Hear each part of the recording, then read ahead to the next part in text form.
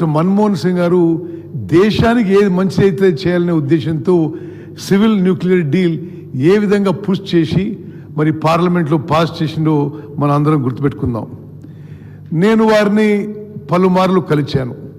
మరి తెలంగాణ ఎడ్యుకేషన్ అప్పుడు కొంత కన్సల్టేషన్ ప్రాసెస్లో మరి వారు మాట్లాడిన కొంతమంది తెలంగాణ కాంగ్రెస్ నాయకులు నేను కూడా ఒకరిని. వారు ఎప్పుడు soft spoken, very humble, very simple person. మరి తర్వాత తెలంగాణ ఏర్పడ్డది. సరే, మేము ఎలక్షన్లు ఓడిపోయినాం.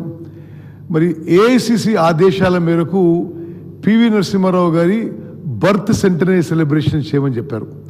అప్పుడు తెలంగాణలో నేను, శ్రీధర్బాబు గారు, గీతారెడ్డి గారు మరి ఒక సంవత్సరం పాటు పివి నరసింహారావు గారి సంవత్సరం పాటు బర్త్ సెంటనరీ సెలబ్రేషన్ చేయడం జరిగింది.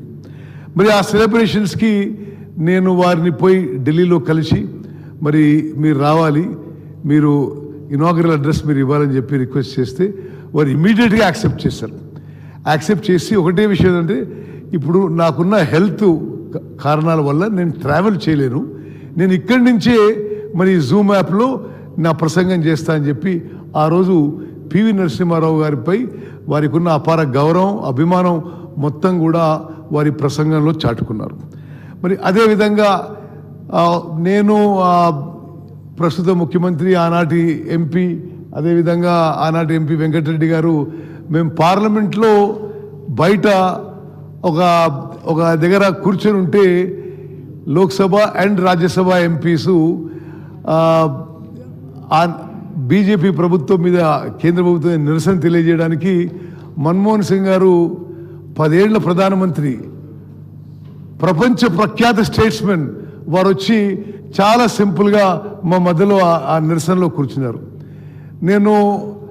నేనంటే వారు 1000 మందిని కలుస్తారు, నన్ను ఎడ గుర్తుపెట్టుకుంటారు అని చెప్పి నేను ఏదో పరిచయం చేసుకునే ప్రయత్నం చేశాను. నేను అంటే ఐఎమ్ సో అండ్ సో, అంటే I know Uttam Reddy PCC president, అంటే చాలా మెల్లిగా, అది అసలు వినపడినట్టుగా వారు మాట్లాడే విధంగా ఉండేది. మరి ఆ విధంగా one of the greatest Sons of India who has made enormous contribution to this country, he is a loss for the country and for the state of Telangana. Loan waiver విషయంలో మనం ఒక నిమిషం మాట్లాడుకోవాలంటే, అంతకు ముందు కానీ ఆ తర్వాత కానీ ఏ కేంద్ర ప్రభుత్వము కూడా మరి రైతులకి రుణమాఫీ చేయలేదని చెప్పి నేను మనం చేస్తున్నాను. మన్మోహన్ సింగ్ గారు ప్రధానమంత్రిగా మొత్తం భారతదేశంలో రైతుల రుణం మొత్తం మాఫీ చేసిన ఘనత వారికి దక్కుతుందని చెప్పి నేను మనం చేస్తున్నాను. అదేవిధంగా వారు తీసుకొచ్చిన కొన్ని హిస్టారిక్ లెజిస్లేషన్స్, ఈరోజు మనం ఉంటాం, రేపు ఇంకోరు ఉంటారు, కానీ చరిత్రలో నిలబడిపోయే లెజిస్లేషన్స్. ఆనాడు సోనియా గాంధీ గారు నేషనల్ అడ్వైజరీ కౌన్సిల్ అని ఒక అడ్వైజరీ కౌన్సిల్కి చైర్పర్సన్గా ఉండి, మరి మన్మోహన్ సింగ్ గారు ప్రధానమంత్రిగా అడ్వైజరీ కౌన్సిల్ మరి ఈ యూపీఏ ప్రభుత్వానికి కొన్ని సజెషన్స్, సూచనలు ఇచ్చేవారు. సోనియా గాంధీ గారి నాయకత్వంలోని నేషనల్ అడ్వైజరీ కౌన్సిల్ సూచనల మేరకు ప్రధాని మన్మోహన్ సింగ్ గారి యూపీఏ ప్రభుత్వం national rural employment guarantee scheme చట్టంగా తీసుకొచ్చిన విషయాన్ని మనం చేస్తున్నాం. ఇది ఎంత గొప్ప విషయం అంటే, అంతకుముందు ఎప్పుడు కూడా భారతదేశ చరిత్రలో employment was never a right. Employment సరే దొరికింది, లేకపోతే లేదు. కానీ గ్రామీణ భారతదేశంలో ఈ రూరల్ డిస్ట్రెస్, ఫైనాన్షియల్ డిస్ట్రెస్ చాలా ఉందని, ఈ మైగ్రెంట్ లేబర్ ప్రాబ్లం చాలా తీవ్రంగా ఉందని గమనించి మనము రూరల్ ఇండియాకి ఏదో విధంగా మరి ఈ మైగ్రెంట్ లేబర్కి, ఈ పని దొరికిన లేబర్కి మరి ఉపాధి కల్పించాలి, కొంత రూరల్ ఎకానమీకి కొంత అమౌంట్ పంపించాలని ఒక మంచి ఉద్దేశంతో ఎన్ఆర్ఈజీ స్కీమ్ మొదలుపెట్టడం జరిగింది. ఆనాటి నుంచి ఈనాటి వరకు చాలామంది చాలా విమర్శలు చేశారు. కానీ even today the main stay of rural economy in India is the Mahatma Gandhi national rural employment guarantee scheme. అదేవిధంగా ప్రభుత్వంలో ఉండేవాళ్ళు ఎవరు కూడా వాళ్ళని ఇతరులను ప్రశ్నించడం ఎవరికి ఇష్టం ఉండడం లేదు.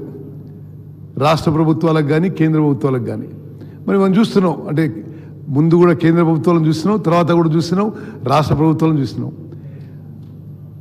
ఎవరైతే ప్రభుత్వంలో ఉన్నారో వాళ్ళు జవాబుదారీతనంగా ఉండాలి, ట్రాన్స్పరెంట్గా ఉండాలి, ఇన్ఫర్మేషన్ ఎవ్రీ సిటిజన్స్కి అవైలబుల్ ఉండాలి అని రైట్ టు ఇన్ఫర్మేషన్ ఒక హిస్టారిక్ లెజిస్లేషన్ తీసుకొచ్చారు.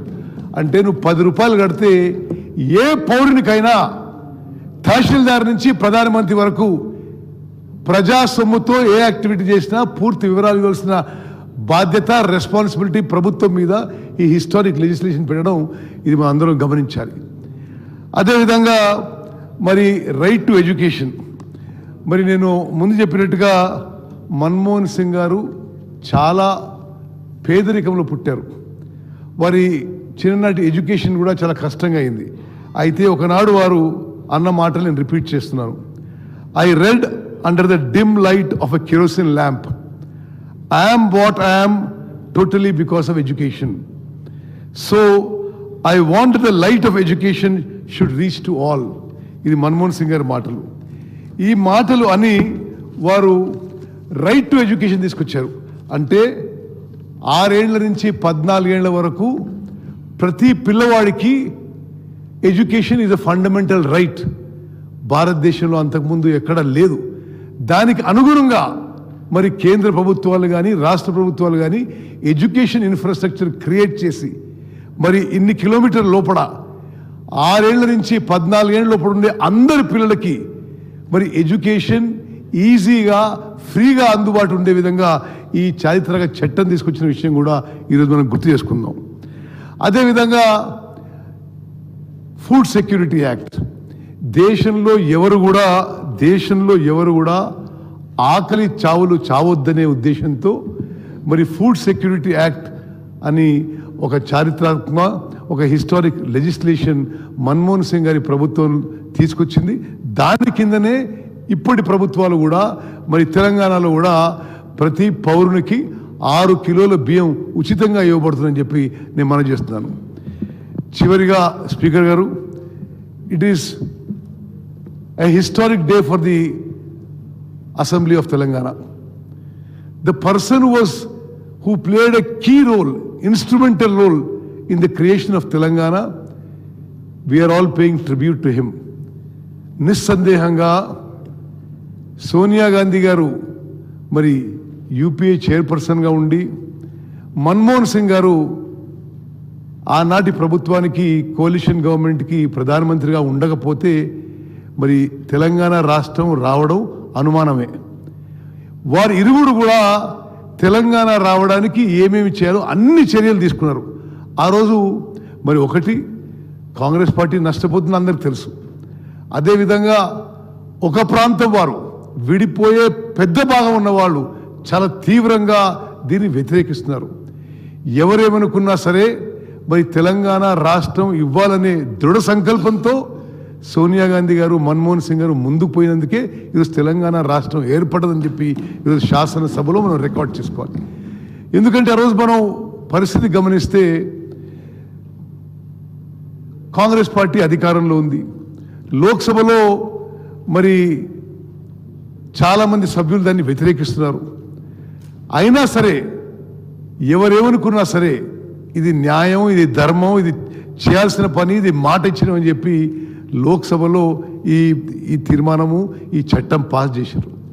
అదేవిధంగా రాజ్యసభలో చట్టం పాస్ చేశారు. అదేవిధంగా president of India gazette notification మరి ఇవ్వడంలో కూడా మన్మోహన్ సింగ్ గారి పాత్ర ఇవన్నిటిలో గొప్పదని చెప్పి నేను మనం చేస్తాను. చివరిగా నేను ఆ రోజు తెలంగాణ కాంగ్రెస్ పార్టీ నుంచి ప్రతినిధిగా ఒక విషయం ఈరోజు ఆన్ రికార్డ్ చెప్పదలుచుకున్నాం. ఆ రోజు తెలంగాణ రాష్ట్రం ఇవ్వాలన్నా వద్దా, ఇస్తే హైదరాబాద్ నగరానికి ఏ స్టేటస్ ఇవ్వాలి, హైదరాబాద్ నగరానికి వచ్చే ఆదాయం ఎట్లా విభజించాలని పలుమార్లు చర్చలు జరిగినాయి. ఆ కన్సల్టేటివ్ మీటింగ్స్లో నేను కూడా తెలంగాణ కాంగ్రెస్ ప్రతినిధిగా పాల్గొన్నాను. ఆనాడు కూడా ఉమ్మడి ఆంధ్రప్రదేశ్లో 23 జిల్లాలు ఉంటే సరే హైదరాబాద్ నగరం was the financial capital, was the financial source of combined Andhra Pradesh also. Srikrishna commission కూడా ఎప్పుడైతే ఆప్షన్ 1 to 5 రాశారో మరి వేరు వేరు ఆప్షన్స్ ఇచ్చారు. మరి రాష్ట్రాన్ని విభజించినప్పుడు హైదరాబాద్ ఇట్లా చేయాలి అట్లా చేయాలని. కానీ నేను ప్రత్యక్ష సాక్షిగా మనవి చేస్తున్నాను, ఆనాడు సోనియా గాంధీ గారు, మన్మోహన్ సింగ్ గారు తీసుకున్న నిర్ణయం